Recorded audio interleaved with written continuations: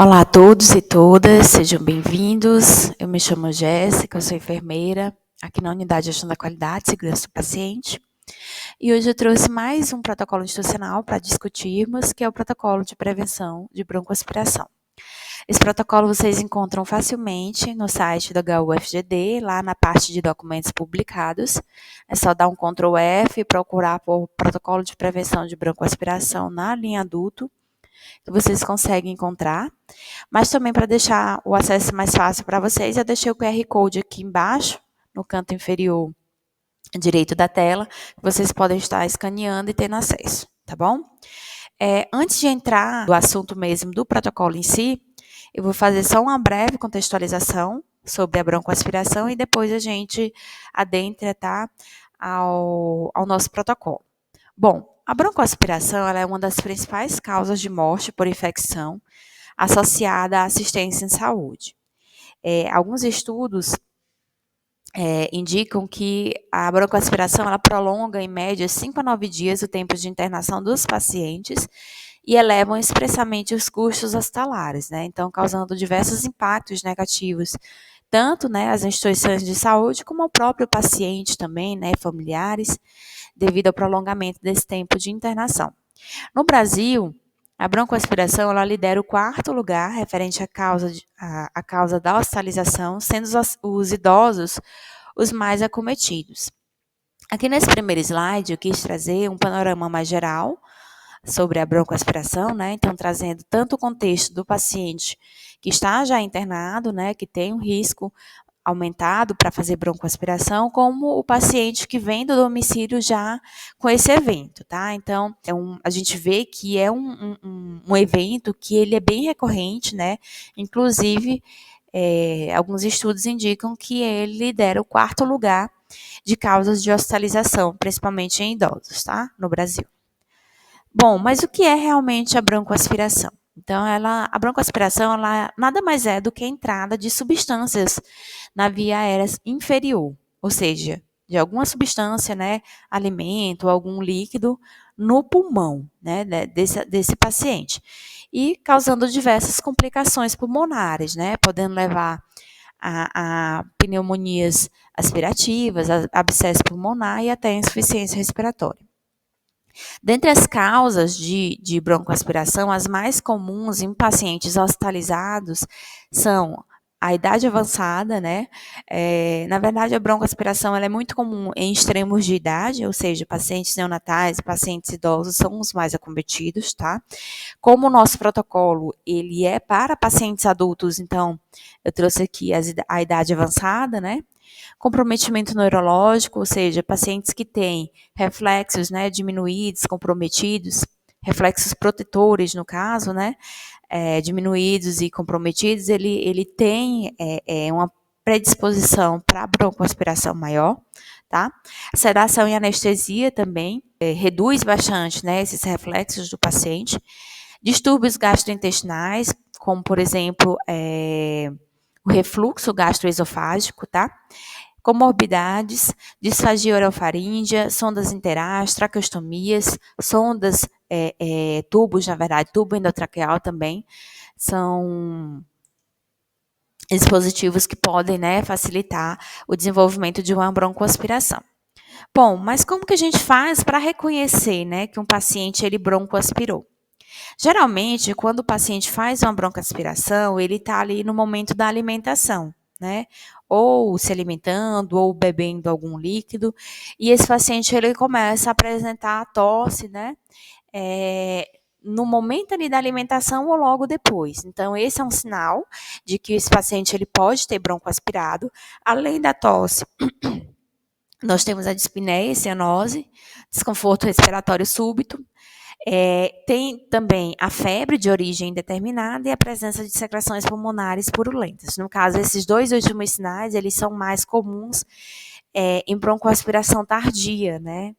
Já que eles são sinais que fez, né, provavelmente uma pneumonia aspirativa, tá?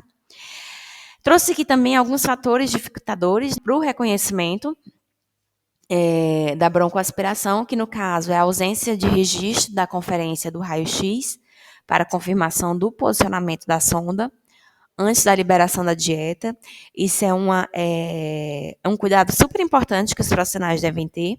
Ou seja, depois que foi feita a inserção da sonda enteral, né, é importante se fazer o raio-x para a confirmação do posicionamento dessa sonda. A gente sabe que o raio-x hoje, ele é padrão ouro, né, para verificar o posicionamento da sonda.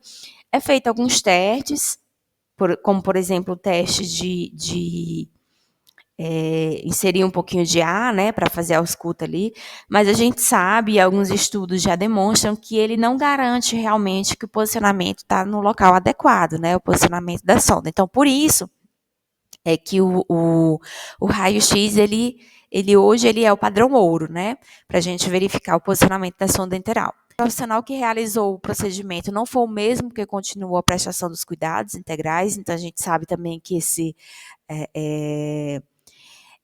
é um fator dificultador, né? Pode causar algum gap aí na prestação do cuidado, né? Se não for o mesmo profissional que inseriu a sonda, que infundiu a dieta, tá? Quartos distantes dificultando o monitoramento do paciente também é outro fator dificultador, porque a gente não consegue visualizar aquele paciente, né, o tempo todo.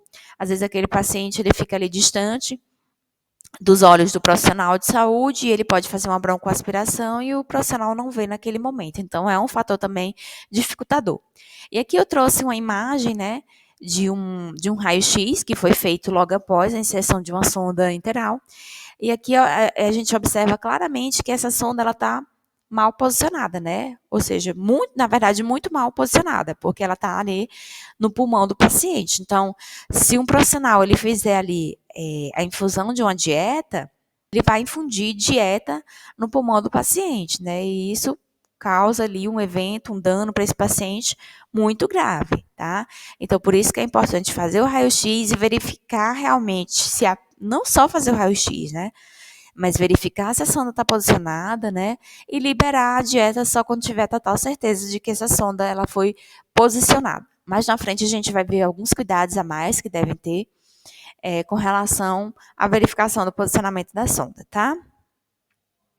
Bom, agora adentrando mesmo no protocolo de prevenção de broncoaspiração, que nós temos aqui no HUFGD, qual o objetivo desse protocolo? É reduzir a ocorrência da broncoaspiração em pacientes internados na linha adulto, através da implementação de ações preventivas para pacientes com risco identificado durante a internação do HUFGD. Esse protocolo, ele inclui pacientes internados na linha adulto, né, do HUFGD, ou seja, pacientes que estão ali na clínica médica, né, na clínica cirúrgica, nas UTIs adulto.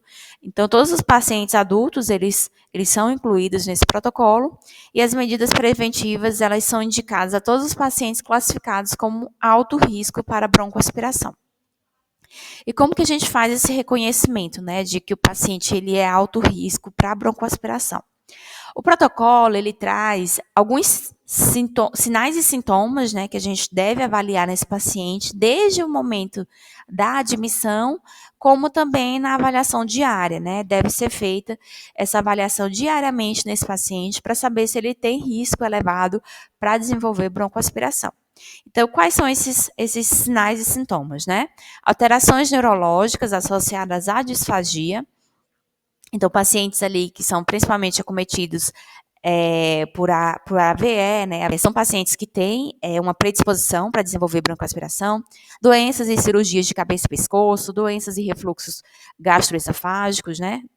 Pacientes críticos acima de 65 anos, primeiras 24 horas após a intubação dos pacientes que permaneceram por mais de 48 horas de intubação orotraqueal, que a gente sabe que esses pacientes, né, que ficaram intubados por um período maior que 48 horas, eles reduzem os reflexos protetivos, então é importante que se faça a introdução da dieta ali de forma gradual, né, e que o profissional esteja ali assistindo essa introdução da dieta, né, é importante que tenha esse cuidado também. Desconforto respiratório durante ou após a ingesta alimentar é um sinal também de que o paciente ele pode, né, ter feito uma broncoaspiração.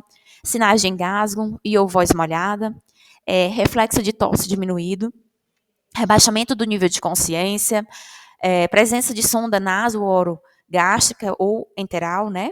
Se há lorreia ou acúmulo de resíduo alimentar na cavidade oral, sensação de bolo parado na garganta, dor ao engolir, prótese dentária mal adaptada ou uso de drogas sedativas. Então, qualquer um desses sinais e sintomas, né, se o paciente ele apresentar um ou mais desses sinais, a gente já pode classificar ele como um paciente de risco alto para desenvolver broncoaspiração. Então, é importante que esse paciente ele seja sinalizado tanto ali na placa beira-leito, né, na plaquinha beira-leito que a gente tem aqui na instituição, já tem ali o local que a gente pode sinalizar que ele é um paciente que tem risco de broncoaspiração, como também colocar na passagem de plantão, no censo, né, desse paciente, de que ele é um paciente que tem risco elevado para broncoaspiração.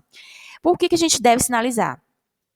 Essa é uma comunicação, né, entre profissionais de que o alerta deve ser ligado e que a gente precisa, né, ter cuidados mais específicos para esse paciente, tá? Para que sejam feitas medidas preventivas específicas, né, para esse paciente. Bom, aí aqui eu trouxe alguns dos cuidados, né, que a gente deve ter com esses pacientes que foram sinalizados como pacientes de alto risco. O primeiro cuidado que o protocolo traz são os cuidados com a alimentação. Então, ofertar ao paciente, sempre que possível, alimentação com consistência de refeição e líquidos indicados pela fono ou pela nutrição, né? Então, é importante respeitar esse cuidado nesses pacientes. Esses pacientes que têm um risco elevado, é importante que eles passem por uma avaliação da fono ou da nutrição, para que elas possam fazer a prescrição adequada da dieta, né? O paciente deve estar bem acordado e posicionado, sentado ou com a cabeceira do leito elevada, o máximo possível. A gente fala que pelo menos 45 graus, né, para poder se alimentar. Não confundam os 30 graus que o paciente tem que estar ali para a prevenção de broncoaspiração, né? Durante todo o tempo que ele estiver internado ali, ele tem que estar com a cabeceira 30 graus. Mas durante a alimentação, pelo menos 45 graus, tá? A colher não deve estar muito cheia, nem muito vazia, então ter esse cuidado também, que durante a alimentação, né? Durante a oferta da alimentação, não deixar a colher muito cheia de alimento, que isso pode ocasionar também engasgo, né? Em caso de tosse, engasgo ou falta de ar, orientar o cuidador a interromper a alimentação e comunicar sempre à equipe. Então, é importante incluir o cuidador desse paciente nesse cuidado, né, de prevenção de broncoaspiração, evitar fatores de distração durante a alimentação, isso também é importante, a gente acha que não, mas fatores que distraiam o paciente, eles podem, né, favorecer a broncoaspiração. Após a alimentação, manter a cabeceira do leito elevada ou o paciente sentado por aproximadamente 45 minutos, tá? Então, isso é importante que seja feito e que tanto o profissional de saúde como o próprio cuidador, né, acompanhante, ele seja orientado com relação a esses cuidados, tá? Já com relação aos cuidados com a sonda enteral, é importante evitar introduzir o cateter enteral via oral em clientes conscientes devido à possibilidade de indução a vômito. Aqui, no caso, seria um cuidado durante a inserção, né, desse cateter, então evitar a inserção por via oral, tá? Retirar o fio-guia após a inserção da sonda e aguardar pelo menos 30 minutos para a realização do raio-x. Esse cuidado, ele também está descrito dentro do protocolo, que nós temos um protocolo institucional também de inserção de sonda enteral, tá? E esse é um dos cuidados também importantes que se deve ter, né, de retirar o fio-guia antes de fazer o raio-x. Algumas pessoas acham que precisa deixar o fio-guia para fazer o raio-x e só depois do raio-x retirar. Mas isso é um cuidado que ele não é garantido, né, ele não é seguro, por quê? Porque esse fio-guia, ele, né, depois do raio-x, ele não traz realmente segurança de que essa sonda ela não foi realocada em algum outro local, né? Porque ali você puxa, né? Você retira aquele fio guia, você pode estar tracionando essa sonda, né? Então aquela imagem daquele raio-x, ele não é fiel do real posicionamento da sonda naquele momento, tá? Então por isso que deve ter o cuidado de retirar o fio guia antes de fazer o raio-x, né? E ainda assim, depois que você insere a sonda, retira o fio guia, pelo menos aguardar uns 30 minutos para fazer o raio-x, que é o tempo dessa sonda migrar, tá?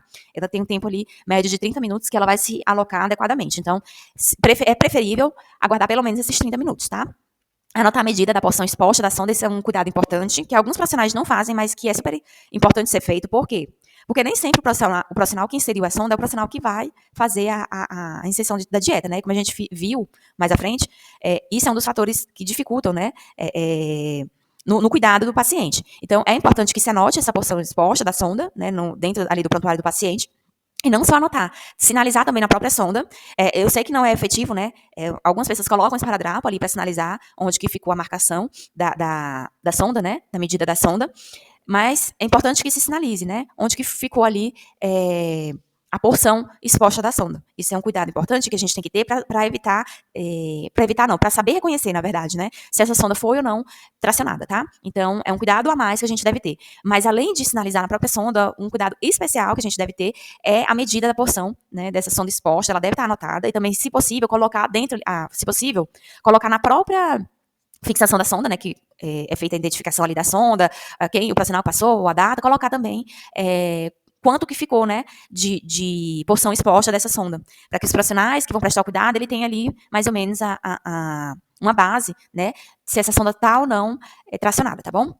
Além disso, fixar o catéter enteral adequadamente para evitar a tração acidental. Caso a fixação esteja solta, com a sonda tracionada, pausar imediatamente a infusão, reposicionar e repetir o raio-x imediatamente antes de iniciar uma nova infusão de dieta, né? Esse é um cuidado super importante que todos os profissionais devem ter. Antes de fazer a infusão de dieta, é importante vocês verificarem, né, a fixação desse catéter está bem fixado, observar se esse catéter não está tracionado, né? Onde que estava essa medida dessa porção externa desse catéter, né? Esses são cuidados importantes que a gente deve ter antes de fazer a inserção da dieta, principalmente pacientes que estão sedados, né, que não tem um reflexo de tosse. Às vezes a gente, na correria ali do plantão, não observa isso, mas é importante você não só chegar lá e colocar a dieta para correr. Você tem que fazer os testes, né, para ver se realmente essa sonda não foi tracionada, né, se ela está posicionada adequadamente. Outro cuidado que deve ter é realizar o teste de ausculta com estetoscópio e introdução de ar com seringa de pelo menos 20 ml de ar na região hipogástrica, imediatamente antes de administrar a dieta ao paciente. A gente sabe que esse cuidado ele não é efetivo, ele não garante que essa sonda ela realmente está posicionada, né, na região gástrica, porém é um cuidado a mais que dá uma segurança maior a esse profissional para infundir essa dieta. Então, é um cuidado que ele está também detalhado dentro do protocolo de inserção de sonda enteral, né? Então, eu trouxe aqui alguns cuidados desse outro protocolo para a gente complementar os cuidados, né, de prevenção de broncoaspiração. Além disso, conferir o tipo de dieta enteral, o volume, a vazão e os dados do paciente na prescrição médica e na prescrição da nutrição, né, antes de instalar a dieta também são cuidados importantes, tá bom? Além disso, sempre confirmar o posicionamento da sonda antes da infusão da dieta. Destaquei novamente esse cuidado, porque, principalmente pacientes sedados, eles não têm reflexo, né? E nós já tivemos casos aqui, inclusive no hospital, de pacientes que foram, né, de profissionais que inseriram dieta e essa sonda estava tracionada, né, e foi para o pulmão. Então, é importante a gente ter esse cuidado de sempre que for fazer a infusão da dieta, né, fazer o teste de posicionamento, se essa sonda realmente está adequadamente posicionada. A ausculta abdominal ela pode auxiliar a confirmação desse posicionamento, como também já havia falado antes, mas o raio-x ele deve ser utilizado como padrão ouro para a confirmação do posicionamento da dieta. Essa informação do raio-x ela também é importante, mas a gente sabe que na realidade não tem como fazer um raio-x toda vez que vai introduzir a dieta, né? Então por isso que eu trouxe que o raio-x ele é o padrão ouro, e isso é inegável, né? Todo mundo já sabe. E aqui a gente tem como protocolo fazer o raio-x após a inserção da sonda, né? E confirmar o posicionamento da sonda e após instalar a dieta inicial. Mas ali durante as trocas de dieta, é importante que você faça a ausculta abdominal, né? Para observar se a sonda está no posicionamento ali adequado, tá bom? Sempre que possível, infundir a dieta pela sonda enteral em sistema de infusão contínua. Esse também é um cuidado importante que a gente tem que ter, né? Observar sinais de intolerância à dieta ou à sua vazão. E observar também outros sinais, como distensão abdominal, náusea, vômitos, né? Que são indicativos de que o paciente está com intolerância àquela dieta e que, né, deve se prestar algum cuidado ali, porque caso não seja feito um cuidado, esse paciente ele pode também ter o risco de broncoaspirar, tá? Outro cuidado com a sonda enteral é pausar sempre a dieta, sempre que possível, né, claro, no máximo 30 minutos antes de realizar qualquer procedimento que vai estimular o reflexo de tosse ou vômito desse paciente, como, por exemplo, intubação, né, ou extubação, ou aspiração também. Então, programar esse cuidado, tá, sempre que possível, fazer essa pausa da dieta 30 minutos antes. E no caso de situações de que seja necessário baixar a cabeceira desse paciente, é importante também ter o cuidado de pausar a dieta. Então, você vai fazer um banho no leito, ou vai fazer uma mudança de decúbito, é importante sempre lembrar de pausar a dieta desse paciente, porque vai ser necessário baixar ali a cabeceira, tá? Manter a cabeceira elevada de 30 a 45 graus, se não houver contraindicação. Esse, no caso, é do paciente ali que vai ficar todo o tempo, né, acamado, a gente tem que ter o cuidado de deixar essa cabeceira elevada a 30 graus, tá? Pelo menos 30 graus. Via de regra, realizar procedimentos com a cabeceira elevada. Então, se for possível, né, fazer o banho, se for possível, fazer mudanças, fazer sempre com a cabeceira elevada, porque a gente sabe que ela é uma medida mais protetiva para o paciente, tá? Outro cuidado importante que a gente deve ter é com relação à higiene oral. Então, higienizar a cavidade oral sempre que necessário e minimamente nos 3 períodos, matutino, vespertino e noturno, né? A higiene oral, a gente sabe que ela é um cuidado essencial para a prevenção de broncoaspiração e de pneumonias também, né, aspirativas. Esse cuidado de higiene, ele é fundamental nas infecções, na prevenção de IRAS, né. Aspirar as secreções das vias aéreas de pacientes secretivos sempre que houver necessidade. Inspecionar a cavidade oral rotineiramente para identificação e remoção de resíduos. Então, é importante também esses cuidados, tá? Além disso, outro cuidado importante que a gente tem que ter é com os pacientes que estão sob ventilação mecânica, né, ou em uso de traqueostomias, tá? Então, implementar o protocolo para intubação e extubação seguro. Deixar preparados os materiais de aspiração de vias aéreas para o procedimento de intubação e extubação traqueal. Então, sempre, quando for realizar, né, a intubação, a extubação, sempre deixar ali já separado o material para aspiração. Porque a gente sabe que tanto durante o procedimento de intubação como de extubação, o risco, né, de broncoaspiração, ele é muito grande, né? O paciente, às vezes, ele acumula ali, principalmente pacientes que estão intubados muito tempo, ele acumula muita secreção ali na cavidade oral. Então, é importante aspirar, fazer uma boa higiene oral antes de fazer a extração desse tubo, tá? Porque senão, na hora que for desinsuflar esse cuff, essa secreção que estava na cavidade oral, ela desce toda para a traqueia, tá? Então, esse é um cuidado primordial que deve ter, né? Que o profissional deve ter, o fisioterapeuta, o enfermeiro também, sempre que for fazer higiene oral desse paciente, né? Procurar aspirar esse paciente entubado, aspirar para tirar todo aquele excesso de secreção que fica ali na cavidade oral, tá? Outro cuidado importante também é sempre manter a pressão do cuff, do tubo endotraqueal, entre 25 e 30 centímetros de água, tá? Conferindo especialmente antes da mobilização do paciente. Então, sempre que for mobilizar o paciente, né, conferir essa pressão do cuff, né, sempre que for manipular esse paciente, justamente porque o cuff, ele é ali um protetor também, né, traqueal, para que essa secreção ela não desça ali pela traqueia. E aí, durante as manipulações, se essa pressão do cuff ela tiver baixa, né, ela pode favorecer também a descida dessa secreção.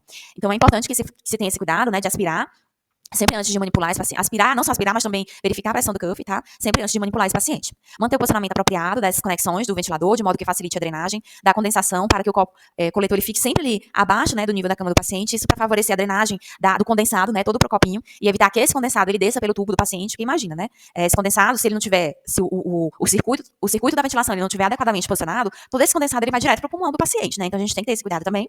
E não alimentar o paciente com traqueostomia aberta, sem uma avaliação multidisciplinar adequada. Isso é no caso do paciente ali que já está, né, com a traqueostomia, e que já está ali na reintrodução alimentar. É importante que se tenha esse cuidado de que esse paciente ele passe por uma avaliação, né, principalmente da fono e da nutrição, né, para que se faça a reintrodução alimentar adequadamente, né, de forma gradativa, tá?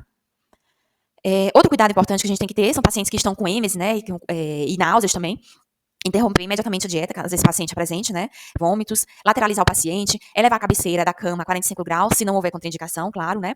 Aspirar a cavidade oral, faringe traqueal para remoção de resíduos de dieta, investigar sinais de broncoaspiração, né? Como a tosse, cianose, queda dos níveis de saturação de oxigênio, dispneia ou apneia, ausculta de crepitações ou sibilos, presença de aspirado traqueal com resíduos gástricos, né? E hipotensão arterial, todos esses são sinais de que o paciente fez uma broncoaspiração.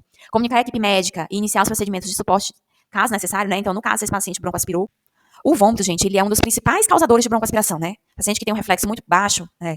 Um reflexo protetivo muito baixo, ele facilmente broncoaspira durante, né, um episódio de vômito, tá? De êmese.